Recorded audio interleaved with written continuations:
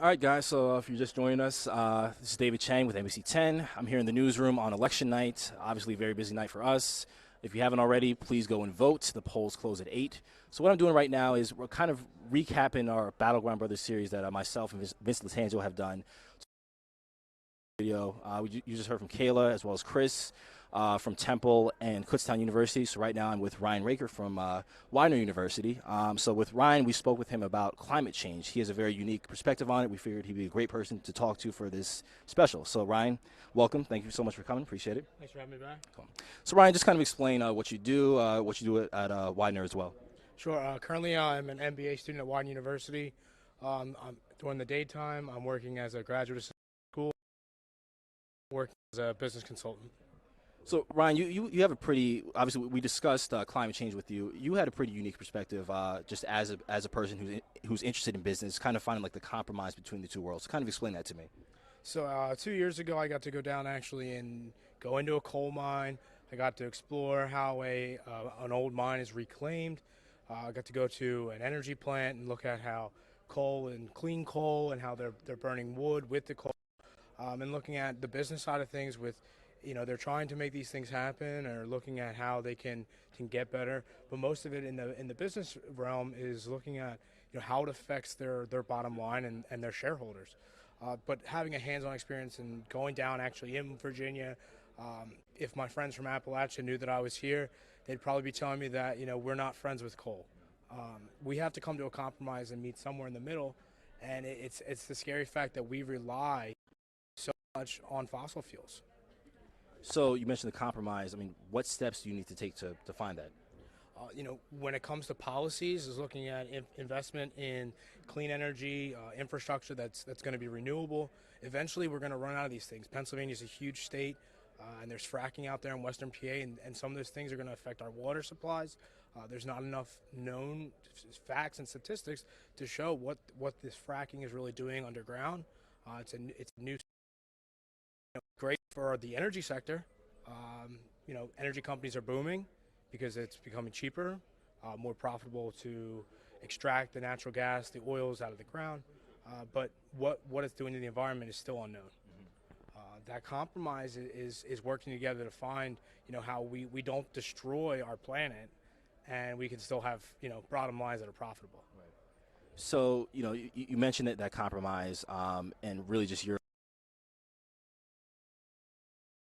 have to do though, just to kind of reach that understanding. So I'm going to talk about my first-hand experience in Appalachia, Virginia, where I met with protesters, and they told me tomorrow morning we're going to go down to Massey Energy and we're going to shut the coal mine, and we're going to shut the coal plant down. We're going to no more coal burning.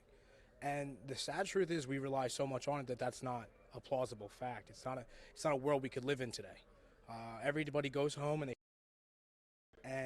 we say we're more efficient, we're this, we're that, but really we're just using this energy because it's cheap.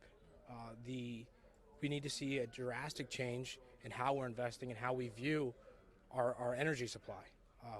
People at home don't really know that it's coming from a coal mine or if it's coming from Western PA.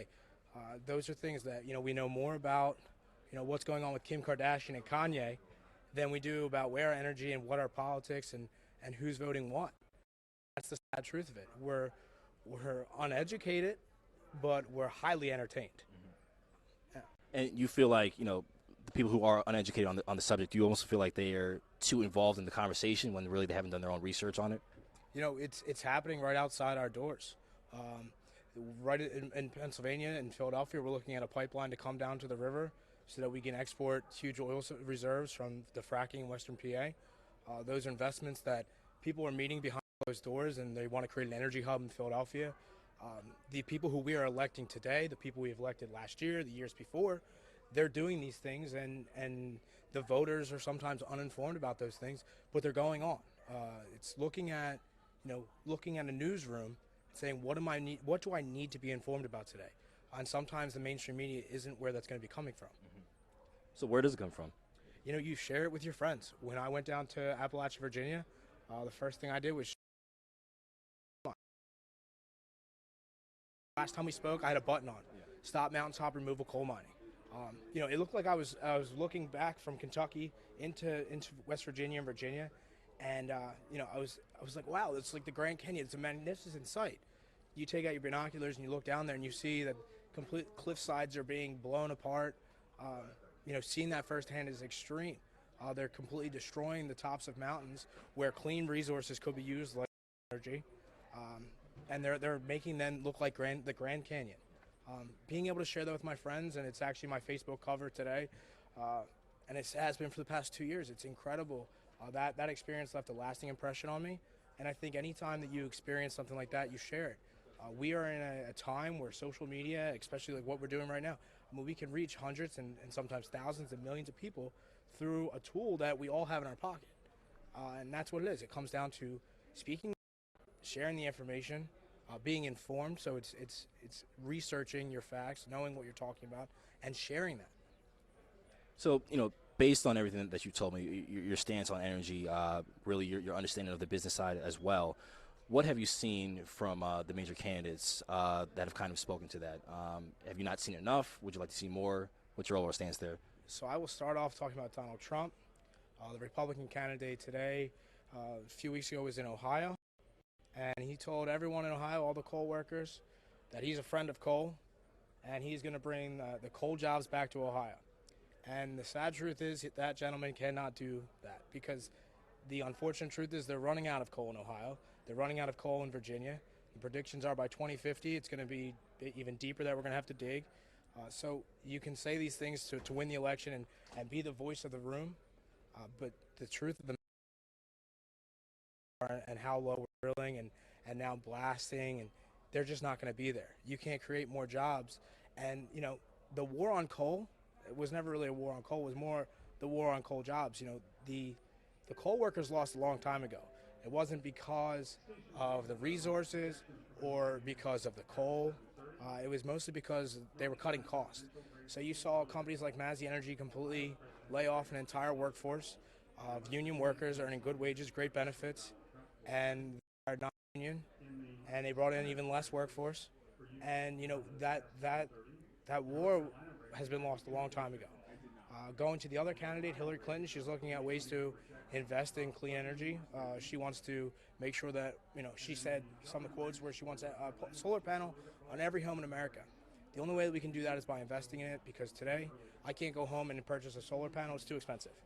Not many people can, but as we see government incentives, tax-free benefits,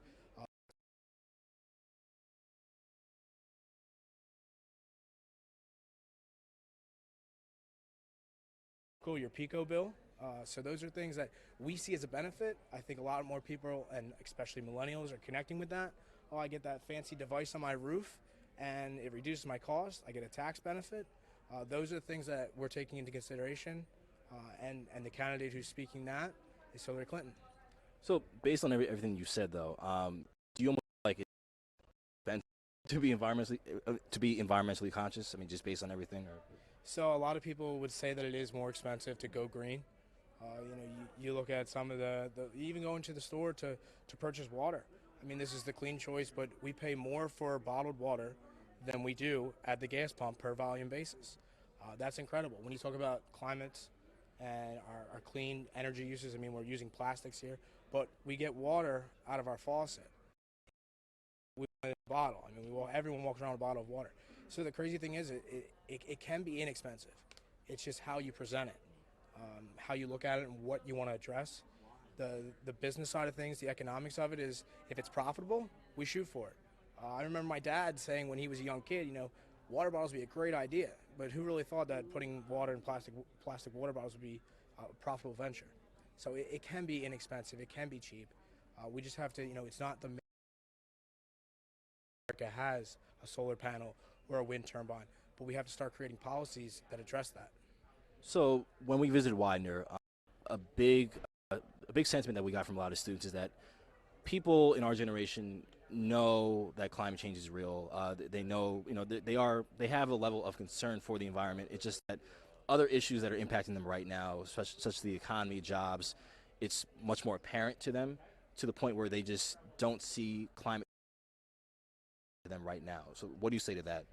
I think we know it's relevant. We're seeing it. We hear it in the news. But what we really what affects us more is what's in our pocket today. student loans is a has a tremendous effect on students. You know, looking at how much income they're going to have, the economics of that is what they're thinking about. The news is showing, like we just talked about with gun rights, it's almost every other week that you see a disaster. But the EPA violations, the coal mines that are flooding, or these ash mines and the ash fields that are exploding and flooding towns, and we're not seeing those things. It's not on the news. And sometimes, you know, the coal mines and the natural gas and the drilling isn't happening in a first-class city like Philadelphia, where there's over 1 million people. They're happening out in rural Pennsylvania. They're happening out in rural Virginia. So it's not in my backyard. So if it's not, I think that's what the students were talking about. And it's almost like for the news, it's not as sexy as of a headline, so we may not, you know, but we want to see from us more then, as far as just bringing that more to the attention of our viewers. I mean, the crazy thing is that the millennial population isn't watching the news at 6, but they are looking on social media to see what an ash basin or an ash swamp falling into a city looks like. That's drastic.